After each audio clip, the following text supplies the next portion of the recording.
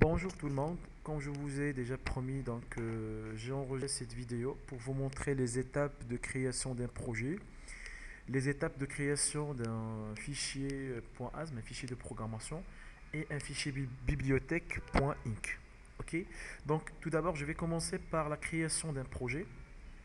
Donc en cliquant sur Project Wizard, suivant.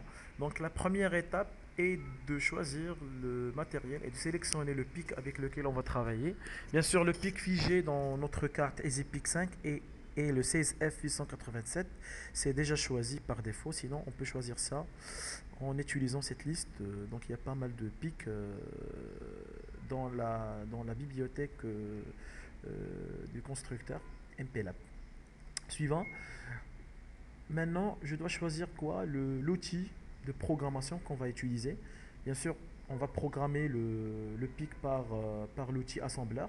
Donc, je vais choisir le premier outil, c'est NPASM Assembler. Ok, donc c'est l'outil assembleur. Suivant. Et maintenant, je dois créer le projet. Bon, je vais choisir un dossier là où je vais mettre mon projet.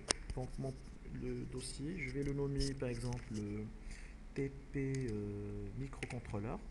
Micro C, ok, micro C, ok, j'ouvre le dossier et maintenant je vais nommer mon projet, pardon. Donc je vais le nommer micro C. Donc le projet, je vais le créer bien sûr une fois pour toutes, ok, une fois pour toutes, tout au long les séances du TP. Donc mon projet maintenant c'est micro C, je l'ai enregistré dans le dossier micro C et voilà l'extension de mon projet, c'est, je termine bien sûr le projet. L'extension de mon projet, c'est le microc.mcp. Le projet, bien sûr, il contient des dossiers, comme vous voyez, des dossiers vides, source files, header files, object files, library files. Moi, je vais utiliser que les deux premiers dossiers, c'est le source files et le header files. Bien sûr, les source files, ils vont bien sûr contenir quoi? Les fichiers de programmation, les fichiers .asm et les header files, ils vont contenir bien sûr les fichiers .x et les fichiers bibliothèque. Je vais commencer et je vais créer un fichier de programmation .asm. Tout d'abord, j'écris le programme, j'écris n'importe quoi. Ok, et je termine le programme toujours par le end. Je clique sur File, Save As. Je donne le nom, bien sûr, je nomme mon fichier de programmation, isam.asm par exemple. Et je dois enregistrer le fichier dans le dossier déjà créé. Donc dans le dossier où il y a le projet. Donc c'est le TP micro C. Il faut faire attention. Ok, comme vous voyez, la couleur du fichier a été changée. Et voilà, c'est je ferme le fichier. Maintenant, mon fichier .asm est déjà créé. Maintenant, je vais ajouter, par exemple, je vais créer un fichier bibliothèque.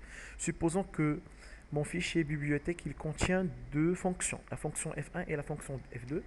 Donc, je vais écrire ma première fonction F1. Donc, je vais écrire n'importe quoi. Et je termine ma fonction par return. Parce que n'importe quelle fonction, il se termine par return. F2, la même chose, deux points. J'écris n'importe quoi. Return. C'est la fin de la fonction. Et puis, je dois enregistrer mon fichier, Coco par exemple. Maintenant, l'extension de mon fichier, c'est inc parce que c'est un fichier bibliothèque. Inc, c'est-à-dire include. Et puis, j'enregistre le fichier. Bien sûr, dans le même dossier. Dans le dossier TP micro C. Je ferme mon fichier include. Et maintenant, voilà, j'ai créé le fichier de programmation et la bibliothèque.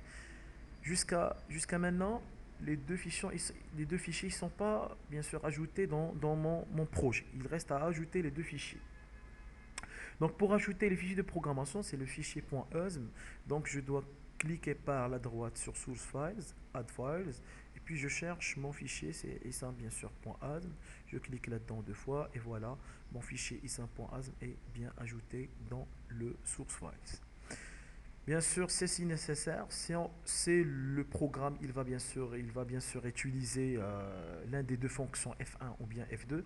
Donc, je dois bien sûr, c'est nécessaire bien sûr, je dois ajouter la bibliothèque coucou.inc mais je dois l'ajouter dans le dossier header files. Je clique par la droite sur le header files, add files, et j'ajoute maintenant le coco.inc. Pourquoi? Parce qu'il contient l'un des deux fonctions déjà utilisées dans le i5.point.